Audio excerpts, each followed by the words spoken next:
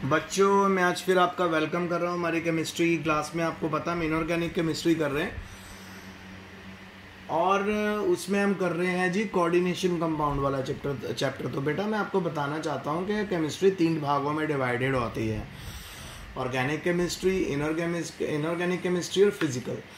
तो organic chemistry में तो बेटा सारे maximum hydrocarbon, alcohol, phenol, ether, ये सारा हम एक्चुअल में कर चुके हैं। फिजिकल केमिस्ट्री के भी चैप्टर कुछ पढ़े वो भी करेंगे। अभी हम इनऑर्गेनिक केमिस्ट्री पहले ख़त्म कर रहे हैं, तो उसमें हमारे सारे मेटल नॉन मेटल की केमिस्ट्री आती है। तो आज मेरे पास क्वेश्चन है, मेरे पास है क्रोमियम और मैं ले रहा हूँ EDTA, इथाइलिन डायमीन टेट्राएसीटेट लाइगेंड, और मैं इसको -1 के चार्ज के साथ ले रहा हूँ। ये मेरे को बच्चों क्वेश्चन आया हुआ। ओके, अब मेरे को ये क्वेश्चन आ गया। उसके बाद आपको पता है हमें क्या क्या करना है, नेमिंग करनी है। नेमिंग के बाद हम लोगों को इसको सॉल्व करके देखना है कि पेड इलेक्ट्रो कलर्ड है, कलरलेस है, क्या। आइए चलो करते हैं, करें वे। तो EDTA सबसे पहले हम इसका नाम बताते हैं आपको, तो और इसकी ऑक्सीडेशन स्टेट बताते हैं। तो बेटा यहाँ पे अगर मैं EDTA आपको बना के दिखा दूँ तो वो किस तरह का होता है, CH2N, फिर CH2, फिर बॉन्ड COO नेगेटिव, फिर बॉन्ड COO नेगेटिव, फिर हमारे पास CH2, CH2N, फिर CH2, फिर CH2, bond COO negative, bond COO negative. तो ये हमारा एक तरह से इथाइलिन डायमीन आपके सामने है। और ये जो लाइगेंड है ये है बेटा हेक्साडेंटेट। हेक्साडेंटेट एक्चुअल में अगर आप इसको प्रॉपरली लिखो ना तो यहाँ भी हाइड्रोजन होता है, यहाँ भी कार्बोक्सिलिक एसिड का हाइड्रोजन होता है, इधर भी हाइड्रोजन, इधर भी होता है। पर जैसे ही हम इसको, ये जब फॉर्म बॉन्ड बनाता है, जब भी हम इसको सोल्यूशन में डालते हैं, ये अपने प्रोटॉन्स लूज कर लेता है। तो ये टेट्राप्रोटिक है। टेट्राप्रोटिक का मतलब 4 प्रोटॉन इसमें से निकल जाते हैं। अब इसके ऊपर टोटल ओवरऑल चार्ज कितना हो गया इस लाइगेंड के ऊपर? इस लाइगेंड के ओवरऑल चार्ज हो गया 1 2 3 4, -4 का चार्ज है। ओके जी, -4 अंदर है, -1 हमारे पास बाहर है।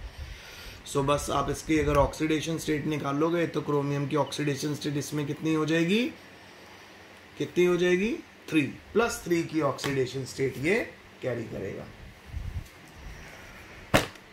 चलो जी, चलो फिर इसका नेम शुरू करते हैं। नेम है जी इसका इथाइलिन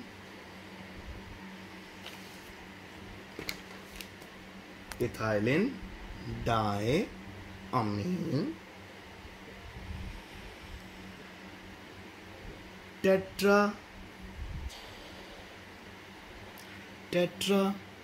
एसीटेटो।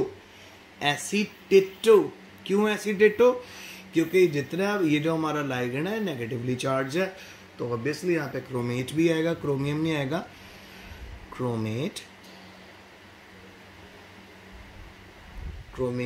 3 और आयन लिख देंगे हम। आयन मतलब माइनस का चार्ज है इसके ऊपर। तो क्या नाम बना, इथाइलिन डायमीन टेट्राएसीटेट, क्रोमेट 3 आयन, नाम हो गया। चलो जी अब सॉल्व करें इसको, चलो आप करते हैं।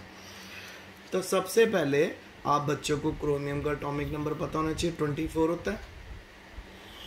ओके, तो इसके electronic configuration 3d4, 4s2, 4p0।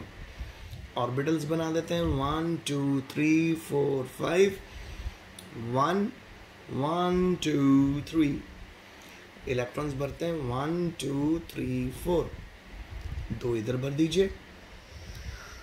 अब बेटा इसको हमें +3 ऑक्सीडेशन स्टेट में ले जाना है, तो कितने इलेक्ट्रॉन माइनस करने पड़ेंगे, 3 इलेक्ट्रॉन माइनस करें। तो क्रोमियम 24 3 पॉजिटिव क्या बना, 3d3, 3 इलेक्ट्रॉन निकल गए ना, 2 s से निकल गया, 1 d से निकल गया, 4s0, 4p0, 2 3 4 5। So 1 2 3, 4s भी खाली पड़ा है, 4p भी खाली पड़ा है। ओके जी, अब इसमें एडिशन होगा बेटा,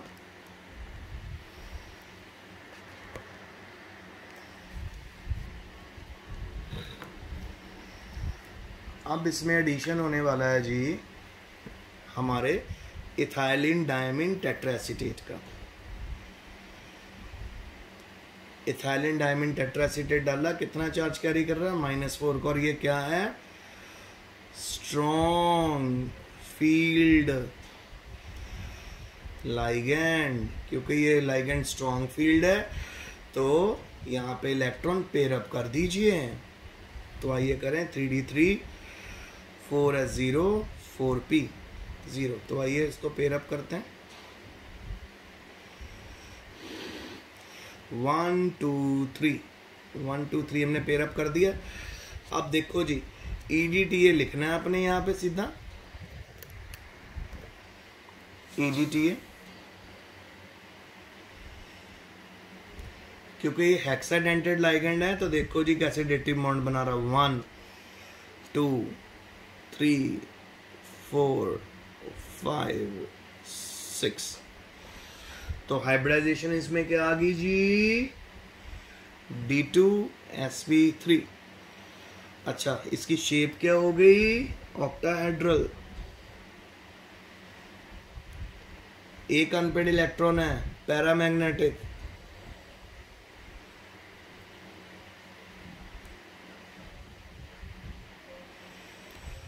पैरामैग्नेटिक एंड कलर्ड। सो ये बेटा मैंने आपके सामने सारा कंपाउंड डिस्कस कर दिया। कैसे किया फिर बता रहा हूँ। एक तो मैंने बेटा आपको EDTA बताया, ठीक है, और EDTA मैंने आपको आयनिक फॉर्म में दिखाया है, यानी जिस फॉर्म में यहाँ पे आके मेटल के साथ ये अटैच होता है।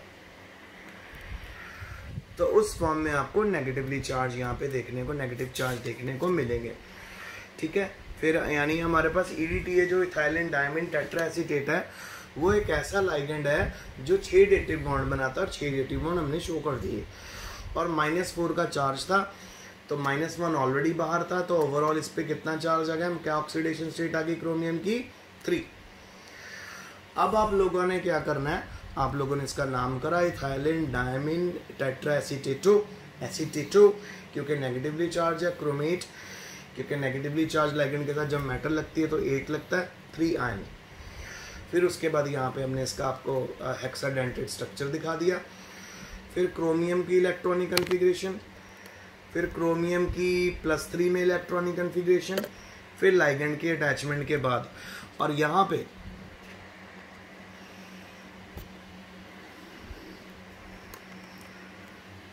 अगर कोऑर्डिनेशन नंबर की बात हो तो वो कितना आएगा? 6। ठीक है बेटा। और मैं आपको EDTA का एक प्रॉपर स्ट्रक्चर भी दिखा देता हूं ताकि आप इसको याद कर लो। तो देखो मेरे साथ, सो इथाइलिन डायमीन टेट्राएसीटेट कैसा लगता है? CH2N, फिर CH2, फिर CH2, CH2N, CH2, CH2, और ये देखो बेटा इसका लोन पेयर, एक लोन पेयर यहाँ पे नाइट्रोजन के पास, एक लोन पेयर यहाँ पे, और ये होता है जी COOH, ये भी COOH, फिर COOH एंड COOH। अच्छा, जब इसको आप आयनिक फॉर्म में प्लेस, जब ये लगेगा तो जब ये अटैच तभी होता है,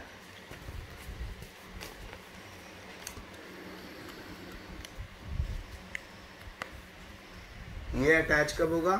ये तभी अटैच होगा जब इसके अंदर से हम ये चारों हाइड्रोजन रिमूव कर देंगे। तो फाइनल इसका स्ट्रक्चर बनेगा CH2N, फिर CH2, फिर CH2, CH2N, again CH2, CH2, फिर COO negative, COO negative, COO negative, COO negative. अब देखो जी डेटिव बॉन्ड कितने बनाए गए। एक तो यहाँ से बनेगा डेटिव बॉन्ड एक, 2, ये लोन पेयर वाला 3, फिर नाइट्रोजन का ये लोन पेयर वाला 4, फिर 5 और फिर 6। तो ये कैसा लाइगेंड है? हेक्सा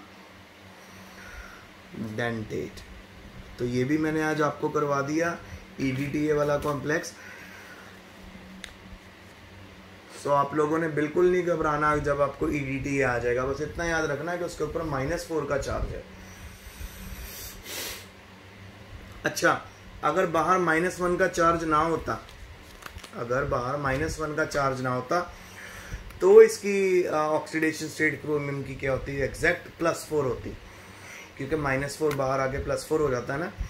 तो बेटा आज का लेक्चर अच्छे से समझ लेना, इसको अपनी कॉपी में सॉल्व कर लेना और EDTA का स्ट्रक्चर भी अच्छे से याद कर लेना। तो आज के लिए इतना ही। Stay home, stay safe, best of luck and study hard.